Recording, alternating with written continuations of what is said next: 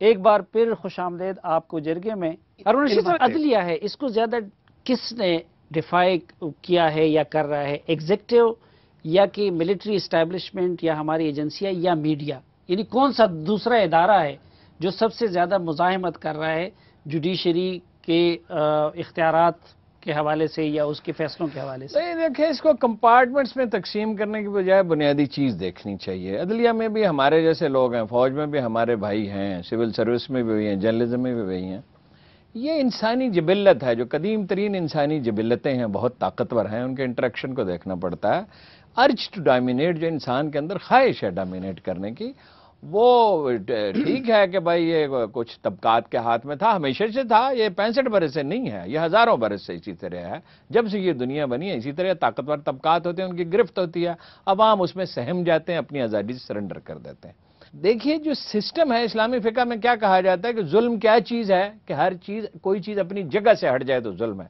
اگر جب ہم سسٹم کی بات کرتے ہیں تو عدلیہ اپنی جگہ پہ ہو، فوج اپنی جگہ پہ ہو، اور میڈیا اپنی جگہ پہ ہو، انتظامیہ اپنی جگہ پہ ہو. اب اس لارجر پرسپیکٹو میں دیکھ لیں کہ کرپشن کا آغاز کہاں سے ہوتا ہے. یہ ٹھیک ہے کہ فوج سب سے طاقتور ادارہ ہے، لیکن زمین صوبائی حکومت کے پاس ہوتی ہے، پولیس صوبائی حکومت کے پاس ہوتی ہے، مرکزی حکومت کے پاس بڑا بجٹ ہوتا ہے، وہاں سے آغاز ہوتا ہے.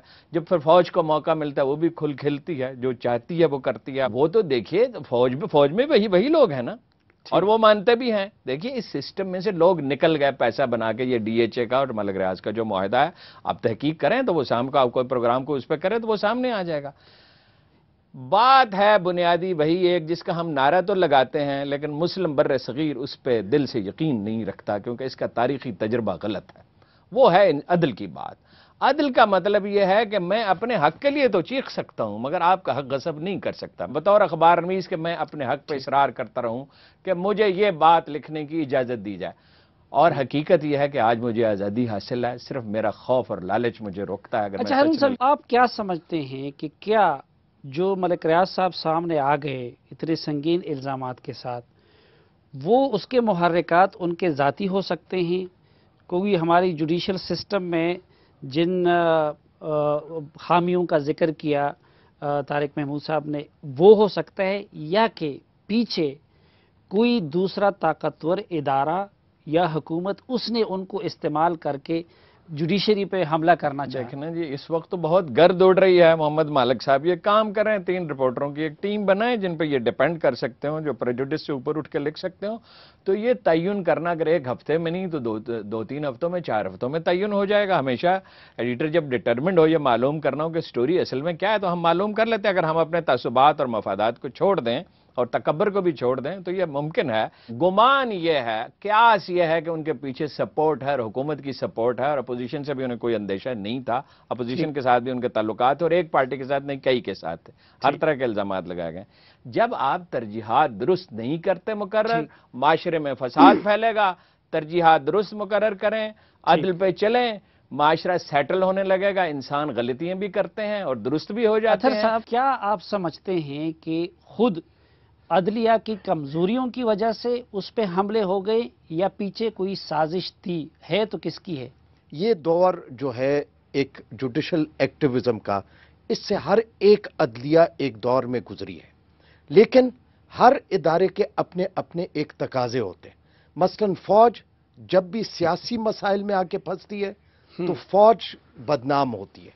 اسی طرح دنیا بھر میں کہا جاتا ہے کہ عدلیہ ایک ایسا اس کا رول ہے کہ وہ سیاسی مسائل سے اپنے آپ کو ریسٹرین رکھے، کیونکہ جب سیاسی مسائل میں آتی ہے، اور آج بالخصوص آپ کی میڈیا ہے وہ بھی پش کرتی ہے، جو پارلیمان میں جو ہے وہ میجورٹی میں نہیں ہے وہ بھی عدلیہ کے ٹرف کو استعمال کرتے ہیں.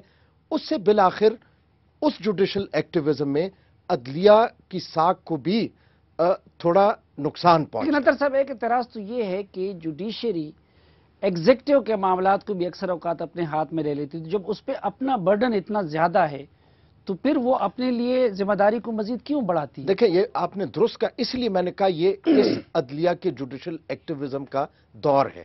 اور جب وہ جوڈیشل ایکٹیویزم کرے گی تو پھر جو انتظامیہ ہے اس کے امور بھی اس کے پاس آئیں گے. اور اس میں جو پہلے میں نے کہا جو باقی نئے پاور بروکرز بنے ان کی بھی کوشش ہوتی ہے کہ وہ ان مسائل کو ادھر لے کے آئیں، لیکن یہ دور ہے، میں سمجھتا ہوں کہ اسی طرح ہم ارتقائی منزلوں سے گزر کے اس کو خود بخود یہ ڈسٹ سیٹل ہوگا۔ یہ تو نہیں ہوگا کہ یہ جو ڈسٹ سیٹل ہونے کا ہم انتظار کر رہے ہیں اور جو ٹکراؤ کی سی کیفیت ہے، کہیں ایسا تو نہیں ہوگا کہ کوئی آ کے سب کو رخصت کر دے گا اور سب پھر ریورس چلے جائیں گے، جوڈیشری بھی اور میڈیا بھی اور پولیٹیکل سسٹم بھی؟ دیکھیں جی، میرا جہاں تک بالکل اس میں حادثے کا خطرہ نہیں ہے؟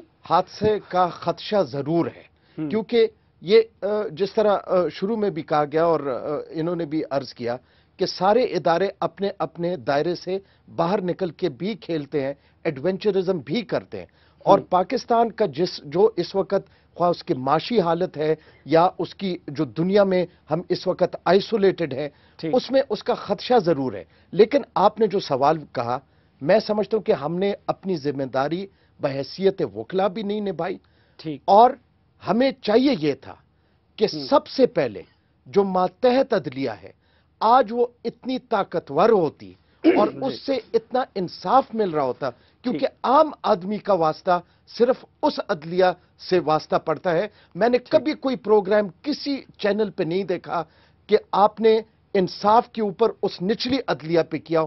ہر پروگرام آپ سیاسی کرتے ہیں، آپ اس چیزوں پہ انکریج کرتے ہیں عدلیہ کو جہاں پہ مختلف ایجنڈا اور ویسٹڈ انٹرسٹ چاہتے ہیں کہ عدلیہ اس میں جا کے پھنس جائے۔ جی مالک صاحب، کیا فوج اور اسٹیبلشمنٹ اس کے خلاف واقعی جوڈیشری نے ایسے اقدامات لیے ہیں یا ایسے فیصلے کیے ہیں انقلابی کہ وہ اس وقت اسٹیبلشمنٹ برہم ہوگی اور چیف جسٹس صاحب کو رخصت کرنا چاہے گی؟ اگر آج چیف جسٹس گرتے ہیں کسی بھی وجہ سے، چاہے بیٹے کی وجہ سے، کسی اور پرسیپشن کی وجہ سے، فائدہ کس کو ہے؟ حکومت کو بھی فائدہ، بڑی دکھیا حکومت، پرائم منسٹر کنوکٹ ہوا ہوا ہے، پریزیڈنٹ صاحب کو ان کی جان نہیں چھوڑی عدلیہ، اس کے علاوہ جتنے ٹرانسگریشن کے کیسز ہیں حکومت کے انکمپٹنس سے، کرپشن کے، گورنمنٹ نے بڑا اسٹرانگ اس پہ عدلیہ نے اسٹانڈ لیا ہوا ہے۔ سول مسنگ پرسنس کا کیس جس میں بہت لیدے ہوئی انٹیلیجنس ایجنسیز کے اوپر، بلوچستان کا ایشو اس کیس کی وجہ سے سامنے آیا، اور اس کے بعد اس میں فوج کی ڈومیننس بلوچستان کے ایشو کی وہ ایک بار پھر ایک بہت سامنے نیشنل ریڈار پہ آگی ڈیبیٹ کے۔ تو اگر یہ جاتے ہیں، لیکن مشرف سے لے کے اب جتنا فوکسڈ ہوا ہے یہ اب ان فیصلوں کی اور عدالت کے انکرجن کی وجہ سے ہوا ہے۔ میں تھوڑا سا طارق صاحب سے کی بات آگے بڑھاؤں گا کہ میرا نہیں خیال کہ یہاں پہ عدلیہ کی اوور ریچ ہے، میرے خیال میں ایگزیکٹو کی انڈر ریچ ہے۔ دوسری بات یہ کیس جنرل صاحب نے اس وقت تھوڑا سا ڈاؤن پلے کیا کہ اگر کانٹریکٹ ٹھیک ہے تو کیا ضرورت ہے، کوئی فرق نہیں پڑتا ملک ریاض جیسے فینومینن۔ کیا ایک کو انسیڈنس ہے کہ وہ عدالت میں بتاتے ہیں کہ 10 لوگ جو چیک سائن کرتے ہیں اور تمام میٹرز ڈیل کرتے ہیں ان میں سے 7 لوگ ایکس ملٹری آفیسرز ہیں، انکلوڈنگ این ISI کا D G, including DG SPR۔ یہ کیا، یہ کامن، یہ کوئی نیچرل چیز نہیں ہے کہ کون سا ٹیلنٹ ان سارے فوجیوں میں ہے سوائے اس چیز کے کہ وہ فوج سے تعلق رکھتے ہیں۔ وہ کلی اگر ہم رکھیں مالک صاحب کے بنا، میں یہ بات دیکھیں، میں بات کہہ رہا ہوں، میرا خیال ہے ملک ریاض جیسے فینومیننز کو بنانے میں بہت بڑا ہاتھ ہے فوج کا۔ اچھا، ان کی جو امپائر بنی وہ فوج کے ساتھ کلوژن سے بنی اور کرپشن سے بنی، اور فوج پھر بعد میں آرام سے ہاتھ ہٹا دیتی ہے، ہمارا کچھ نہیں ہے۔ میں کہتا ہوں ایک آدمی جو ارب پتی ہے ڈالرز میں، روپوں میں نہیں ہے، ڈالرز میں ہے، جس کے لیے 34 کروڑ کی کوئی اوقات نہیں ہے، آپ کا کیا خیال ہے کہ 34 کروڑ کے لیے وہ شخص اپنی ذات کو اور اپنی پوری امپائر کو خطرے میں ڈال دے گا؟ وہ چیف جسٹس کے ساتھ ٹکراؤ لے لے گا جا کے صرف 34 کروڑ کے لیے؟ منطق مانتی ہے آپ کو؟ نہیں مانتی۔ یہ صرف تبھی ہوگا کہ اس شخص کو گارنٹیز ہوں کہ اگر تم گرا لو چیف جسٹس کو، یہ ہم تمہارے پیچھے ہیں، تم اس شخص کو گراؤ، اور اس کے بعد we will make sure nothing happens to your empire. مجھے ایک بتائیں، جس بندے نے ساری زندگی جو ٹیلی ویژن پہ آ کے یہ کہ میں تو دیتا ہوں اس ملک میں، فائل نہیں ہلتی، جو کرپشن کو جائز سمجھے، جو رشوت کو جائز سمجھے، لیکن وہاں سے اٹھ کے یہاں تک پہنچا، وہ اپنے فائدے اور نقصان کو بھی سمجھتا ہے۔ بالکل سمجھتا ہے۔ اس میں تو بظاہر ہم دیکھ رہے ہیں کہ ان کو رسوائی ملی۔ نہیں، رسوائی نہیں ملی۔ دیکھیں، گیمز آپ سوچتے کچھ اور ہیں، ہوتے کچھ اور ہیں۔ گیم بنی، کسی کا نہیں خیال تھا، دو راستے تھے، یا چیف جسٹس دبک کے بیٹھ جائیں گے کمرے میں اور ورڈکٹس کر دیں گے اور ڈر پڑے گا۔ اس نے پکڑ کے جناب سو موٹو لیا CJ نے، بیٹے کو لا کے عدالت میں کھڑا کر دیا۔ سیکنڈ ایشو بنا کہ جی یہ اب ایشو بنے گا کہ یہ تو خود مقدمے بیٹھے ہوئے، میڈیا کا سے نا وہ ہٹ گئے، انہوں نے دوسرے جج میں کہا 2-3 steps what you plan and نہیں آپ کیا سمجھتے ہیں ان کو کچھ نہیں ہوگا؟ کن کو؟ ملک ریاض صاحب کو کوئی سزا نہیں ملے گی؟ کوئی اب بڑی انٹرسٹنگ سچویشن ہو گئی ہے نا. عدالت نے بال اٹھا کے ایگزیکٹو کی کورٹ میں پھینک دیا.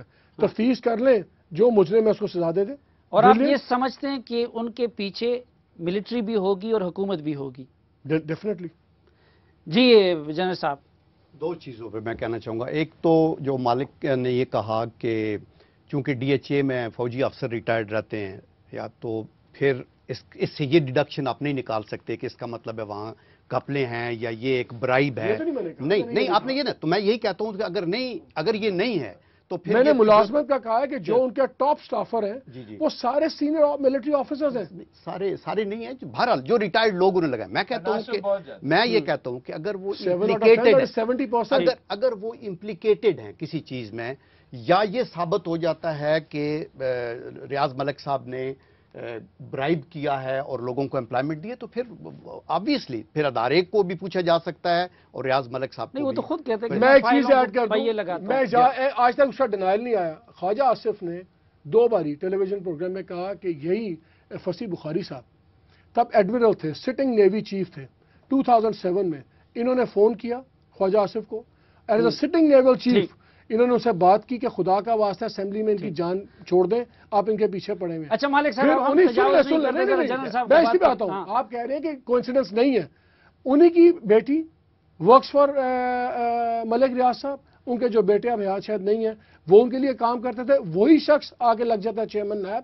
یہ کیا کوئنسیڈنسز ہیں کہ 70% اس کا ایک اور مطلب اس کا یہ نہیں نکلتا کہ یہ ہمارے جو ان کے ساتھ ملازمت کر رہے ہیں مثلا احتشام ضمیر صاحب کس پوسٹ پہ رہے؟ کل سپریم کورٹ میں سن لیں سپریم کورٹ میں کل ایک آدمی ان کا نام ہے ریٹائرڈ کرنل عبد القادر صاحب. ستارہ جرات آدمی ہے, پرزنر آف وار رہا ہے, انہوں نے کتاب بھی لکھی ہوئی ہے. وہ کل دھاڑے مار مار کے رو رہا تھا سپریم کورٹ میں اور ان کے پاس اتنی پلندے تھے. ان کا ابھی بھی ان کے بلڈوزرز آ کے ہماری نجائز زمینوں پہ قبضہ کیا ہوا ہے. اس لیے ایک شخص جس کو پوری آرمی کی کلوژن سے وہ کہاں سے کہاں پہنچ گئے, پھر جب آپ کلوژن نیکسس کیسے بناتے ہیں آپ نے ایک جنرل صاحب کو رسپونڈ کر آپ نے مقدمہ کر دیا. مالک صاحب تجاوز ہو گیا اگر ہم مزید بولیں گے. جی جنرل صاحب میں یہ نہیں کہوں گا تجاوز کریں. نجائز قبضہ کر لیا. نجائز قبضہ میں صرف یہ کہہ رہا ہوں کہ اگر یہ پروف ہو جاتا ہے, دیکھیں نا, اگر آپ انہوں نے وہ ریب کے چیف لگے ہیں اور کوئی کہتا ہے کہ ان کی الائنمنٹ ہے تو کورٹس میں چلا جانا چاہیے. اگر آپ کو یہ پتا ہے کہ یہ آرمی کے افسرز لگائے ہیں اور اس کے لیے یہ بینیفٹ غلط ملا ہے تو اگین مطلب ہے آپ کے پاس کورٹس ہے. دیکھیں ایک سویپنگ سٹیٹمنٹ پورے ادارے کو لپیٹ کے اس کے اندر ڈالنا ٹھیک نہیں ہے. میں ادارے کو ریپرزینٹ تو نہیں کر رہا ابھی, میں تو صرف ایک انصاف کی بات کر رہا ہوں.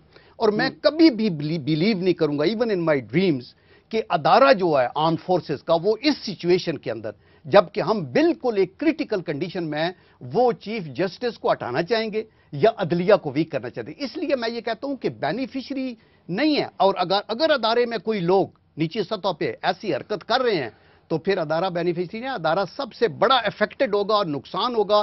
چونکہ پاکستان کو نقصان ہوگا تو ادارے کو بھی نقصان ہوگا. جنرل صاحب ایک اور سوال آپ سے پوچھتا ہوں. یہ ملک ریاض صاحب جو کہ میٹرک پاس انسان ہیں, یہ لندن میں اور یو کے میں اس طرح کے ریکارڈ کو بنانا اور وہ سب کچھ کرنا, یہ کیا وہ تنہا کر سکتے ہیں کسی ایجنسی کے تعاون کے بغیر؟ دیکھیں میں آپ کا یہ کنکلوژن پھر آپ یہ کہنا چاہتے ہیں کہ اس کے پیچھے آرم فورسز ہے جو اس کو بلڈ کر رہی ہیں. نہیں ویسے میں تو یہ نہیں. دیکھیں نا آپ ان کی ساری سکیمیں ہیں. میں نے کہا کہ مجھے بہت ساری چیزوں کو ان کا پتہ نہیں ہے. بجائے اس کے کہ میں اور آپ یہاں بیٹھ کے کوئی ایک بلیم فکس کر دے کسی کے اوپر, میں بالکل میں ایگری نہیں ہوں.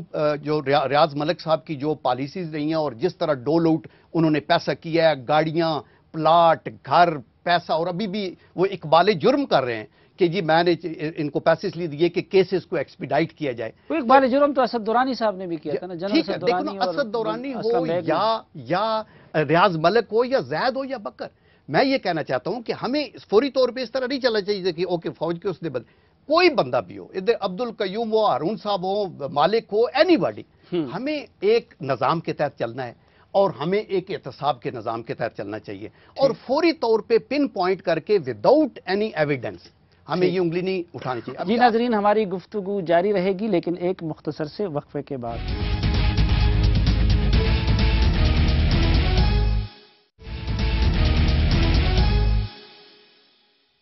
ایک بار پھر خوش آمدید آپ کو جرگے میں ارون رشید صاحب. لیکن یہ آرگومنٹ جو مالک صاحب دے رہے ہیں کہ اگر بینیفیشریز آپ دیکھیں تو حکومت کے بعد دوسری، چونکہ فوج کو اس وقت پریشانی ہے جوڈیشری سے. یہ ادھورا آرگومنٹ ہے، یہ ادھورا آرگومنٹ ہے یہ، مگر آدھا آرگومنٹ ہے. کیسے یہ امپائر بنی اس کو کرونالوجیکل آرڈر میں دیکھ لیں. زمین پہلے تو فوج نے اپنا نام استعمال کرنے کی اجازت دی، یہاں جرم فوج کا ہے. اس کے بعد مسلسل پولیس اور محکمہ مال کی سپورٹ کے یہ ہو سکتا ہی نہیں. دیکھو ایک دفعہ اس کے انتقال کینسل ہوئے، اس کے بعد اس کی مدد کو پہنچی نواز شریف کی حکومت. اور یہ ان کا نام کیوں نہیں لے یار، آپ شریف خاندان اس میں شامل ہے اور میں زرداری بھی شامل ہے. مال کس نے بنایا؟ جنرل کیانی نے بنایا، ظہیر الاسلام نے بنایا، کس نے بنایا؟ ہاں فوج کے لوگ اس میں بالکل شامل رہے ہیں. 7 میں سے 10 اگر آدمی ہیں تو وہ بھی مجرم ہیں. جہاں جس طاقت کی ضرورت ہے کہ 7 میں سے 10 جی ہم نے چیک کر لیا، جس کی جہاں طاقت ہے، جس مرحلے پہ ضرورت ہے، سارا معاشرہ اصل میں ایک ہے، اس کو الگ الگ نہیں کر سکتے. اچھا اس کو وہاں استعمال کیا گیا. زمین کا معاملہ صوبائی حکومت سے، صرف اسلام آباد سٹی بہت چھوٹا سا ایریا ہے، مرکزی حکومت سے متعلق ہے، باقی صوبائی حکومت سے متعلق ہے. فوج کے لوگ بھی استعمال ہوئے ہیں، مگر کب؟ اس کا ٹائم فریم متعین کریں کب. اچھا ماضی میں استعمال ہوئے، لیکن میرا سوال بھی شاید ادھورا تھا، میں اس کو پورا کروں. سوال ہمارا یہ بنتا ہے مالک صاحب کی گفتگو کے تناظر میں، کیا وہ ملک ریاض صاحب اتنی بڑی ٹکر اس اسٹیبلشمنٹ کی شہ کے بغیر لے سکتے ہیں؟ جی لے سکتے ہیں. اسٹیبلشمنٹ میں ہے کہ آپ اس کا اس وقت بھی اس پہ تنقید کر رہے ہیں. جتنا کوئی طاقتور ہوتا ہے اتنی اس کی کمزوریاں بھی ہوتی ہیں. ٹھیک ہو سکتا، میں یہ نہیں کہہ رہا کہ اسٹیبلشمنٹ کا آپشن آپ کلوز کر دیں، نہیں. جب تفتیش کی جاتی ہے کوئی آپشن کبھی کلوز نہیں کیا جاتا. یہ آپشن ذہن میں رکھیں کہ کیا اسٹیبلشمنٹ ہے اور اس پہ شواہد آ جائیں تو ہم اس کو مان لیں گے. جسٹس طارق صاحب جہاں تک میری بات سن لینا، جہاں تک میری تحقیق کا تعلق ہے میں نے پوری کر لی. اس میں نہ چیف آف آرمی اسٹاف ملوث ہے، نہ ISI چیف ملوث ہے. اس نے تو کہہ دیا میں شکل نہیں ان کی دیکھنا چاہتا، اور آرمی چیف اس طرح کے کاموں میں ہے نہیں، انہوں نے کبھی پیسے بنائے نہیں. جی جسٹس صاحب، آپ کو کیا نظر آتا ہے کہ اس وقت یہ جو ایپیسوڈ ہوا ابھی تک، اس میں کس کو فائدہ ہوا، کس کو نقصان ہوا، اور آگے جا کے آپ کو کیا نظر آتا ہے کہ کون سا فرد، کون سا ادارہ کیا کھوئے گا، کیا پائے گا اس پروسیس کے نتیجے؟ دیکھیں لوز تو پاکستان کے لوگوں نے کیا بنیادی طور پر ہر حوالے سے. لوزر جو ہیں یہ جو کچھ ہوا اس سے تو پاکستانی لوگ ہیں، لیکن باقی جو ادارے ہیں دیکھیں ان کا تو جو بھی ہے آپ کے سامنے ہے. میں اپنے ادارے سے پریشان ہوں، مجھے اس کی زیادہ تکلیف. میں یہ کہہ رہا ہوں کہ دیکھیں ہمارے ادارے کا بنیادی کام کیا ہے؟ بنیادی کام ہے جسٹس، ٹھیک ہے، انصاف. دیکھیں میں لاہور ہائی کورٹ میں 60 کی سٹرینتھ ہے، لاکھوں کی پینڈنسی ہے، اور 60 کی سٹرینتھ جو ہے وہ بھی لاکھوں کی پینڈنسی کے مقابلے میں اگر دیکھا جائے تو یہ کم ہے، کیونکہ یہ کافی پہلے متعین ہوئی تھی. لیکن ایک بات جو ہو رہی ہے وہ یہ ہے کہ اس وقت 50% سے کم لوگ وہاں پر کام کر رہے ہیں، اور صرف ایک جج ہے جو کہ چیف جسٹس صاحب خود ہے بندیال صاحب، جو کہ ایک مطلب ایکسپیرینس جج ہے کافی عرصے سے، باقی سارے جو نئے انڈکٹی ہیں. تو وہاں پر جو ہائی کورٹ میں جو کام پر بہت زیادہ ایفیکٹ ہے، بہت زیادہ پریشر ہے، اور لوگوں کو بہت زیادہ تکلیف ہے. میرا ایک اور دیکھیں ججوں کی اپوائنٹمنٹ کا ٹوٹل اختیار جوڈیشری کے پاس ہے. آپ نے دیکھا کہ بعض اوقات ایسا بھی ہوا انہوں نے کچھ اپوائنٹمنٹ کی، پارلیمانی کمیٹی نے اگر وہ ریجیکٹ بھی کیا تو انہوں نے دوبارہ اس کو ٹیک اپ کر کے اس کو پارلیمانی کمیٹی کو سیٹ اسائڈ کر دیا. ایون کراچی ہائی کورٹ نے بھی کیا. تو میرا کہنا، اچھا کراچی کی بھی یہی حالت ہے، پشاور. میرا ایک سوال ہے کہ جب سارا اختیار ہمارے پاس ہے یعنی جوڈیشری کے پاس ہے، تو آپ ان دا فرسٹ پلیس کم سے کم 60 ججوں کی اسٹرینتھ کو پوری تو کریں، کیونکہ بھائی وہ 60 ہوں گے تو کچھ کام نکلے گا نا. اور وہ ٹوٹل اختیار آپ کے پاس ہے، نہ فائنانس کا مسئلہ ہے نہ سینکشن پوسٹ کا ہے. تو وہ اچھا پھر دوسری بات ہے، اگر مثال کے طور پر آرگومنٹ یہ ہے کہ لوگ اویلیبل نہیں ہیں یا انٹیگریٹی والی لوگ نہیں ہیں، تو بھائی اگر آج نہیں ہے تو کل کہاں سے فرشتے آ جائیں گے؟ جو کہتے ہیں کہ ایگزیکٹو اور دیگر ادارے جوڈیشری کو سموتھلی کام نہیں کرنے دے رہا، اس کے فیصلوں پہ عمل نہیں ہو رہا، تو اس تناظر میں آپ کیا نہیں میں نہیں کہہ رہا. دیکھیں ایک آدمی کوئٹہ سے چل کے آتا ہے، بس میں دھکے کھا کے آتا ہے، اور جب وہ کیس نہیں چلتا اور ان کیسوں کی وجہ سے نہیں چلتا تو لوگوں کو بہت تکلیف ہے. لیکن یہ بھی کیا حقیقت نہیں ہے کہ اس جوڈیشری نے بہت سارے مظلوموں کی دادرسی کی، بڑے بڑے ایسے جگہوں پہ مگرمچوں پہ ہاتھ ڈالا جس پہ ماضی میں کبھی تصور سر میں کہتا ہوں وہ کام ضرور کریں. میرا پوائنٹ صرف اتنا ہے کہ آپ جو ہے اس کام کو کرتے وقت جو بیسک کام ہے، جو اصل کام ہے، جو میں اس کام کو یہ نہیں کر رہا، میں اعتراض نہیں کر رہا بھائی، آپ شام کے 6 بجے تک عدالت چلاتے ہیں نا بھائی، آپ 1 بجے تک یہ کام کر لیں یا ایک بینچ کو یہ کام دے دیں، باقی بینچ جو کام کرے، کیونکہ دیکھیں میں ایک آرڈنری وکیل ہوں، میں ایک معمولی وکیل ہوں، اور معمولی وکیل جانتا ہوں کہ عام لوگوں اور جن لوگوں کو جو اصل جن کے کیسز پڑے ہوئے ہیں، جب ان کو ریلیف نہیں ملتا وہ مایوس ہوتے ہیں۔ یہ جو فیصلہ آ گیا ہے اس حوالے سے آپ کیا سمجھتے ہیں کہ یہ کوئی ایسا فیصلہ ہے، یعنی وہی اٹارنی جنرل جو صبح انہوں نے اسی چیف جسٹس صاحب کو وہاں پہ چیلنج کیا، ان کے سپورٹ کر دیا گیا معاملے کو؟ پہلی دفعہ اتفاق سے ایک ایسا کیس آیا جس میں 2 پرائیویٹ اشخاص ہیں، لیکن ایک کا تعلق جو ہے وہ چیف جسٹس صاحب کے صاحبزادے ہیں۔ اب اس کے احتساب کے لیے اگر عدلیہ اپنے پاس رکھتی تو تب عدلیہ پہ انگلیاں اٹھتی، جن کا احتساب وہ خود کر رہے ہیں انہوں نے انہی کے پاس جو ہے وہ سارا معاملہ بھیج دیا ہے۔ میں سمجھتا ہوں یہ ایک خوش آئین بات ہے، اس میں ہمیں اعتراض نہیں کرنا چاہیے۔ یقیناً اس انتظامیہ اور اٹارنی جنرل کو چاہیے کہ جس طرح اس فیصلے میں لکھا گیا ہے کارروائی کی جائے، اور اتنی شفاف کارروائی کی جائے کہ کسی کو اس کے اوپر کوئی شک نہ رہے۔ وہ کس سے کروائیں گے؟ نہیں دیکھیں، وہ آج تو میں نے اٹارنی جنرل کا وہ بیان آتے ہوئے دیکھا ہے، انہوں نے کہا ہے کہ جی ہم ایسے شخص ایسی ٹیم کی تلاش میں ہیں جو باکردار ہوں۔ یہ بھی ایک بڑی بدقسمتی ہے سلیم صافی صاحب، ابھی بات ہوئی تو انہوں نے فرمایا مالک صاحب کو کہ آپ کوئی 3 ایسے رپورٹر لے لیں جو کہ صاف اور شفاف ہوں، آپ کو کسی ادارے میں آپ کو ایسے رپورٹر بہت ہیں، میں عرض کروں نا، کوئی کام نہیں دیکھیں ہے۔ جو حقیقت ہے ہر شعبے میں اتنی کرپشن ہے، اتنی ان ایتھیکل پریکٹسز ہیں کہ یہ کہنا پڑتا ہے کہ یہ جج جو ہے یہ ایماندار ہے۔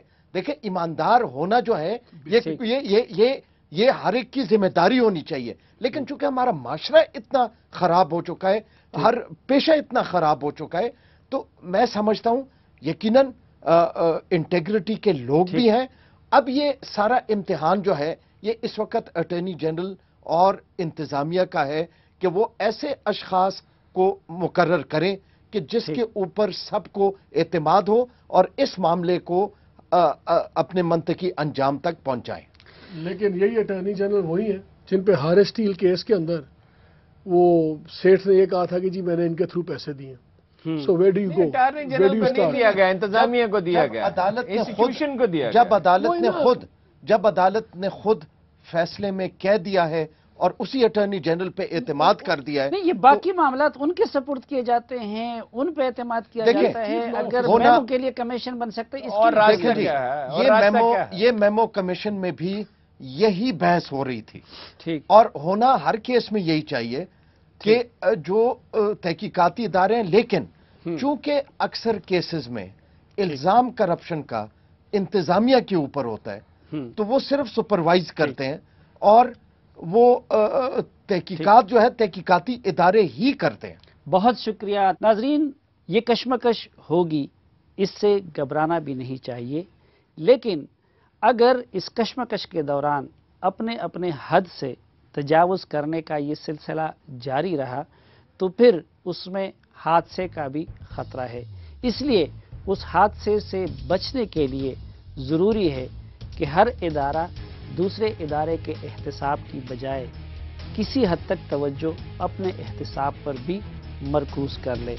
آپ سب کے لیے نیک تمناؤں اور دعاؤں کے ساتھ آج کے اسپیشل جرگے سے اجازت چاہتا ہوں۔ اللہ حافظ۔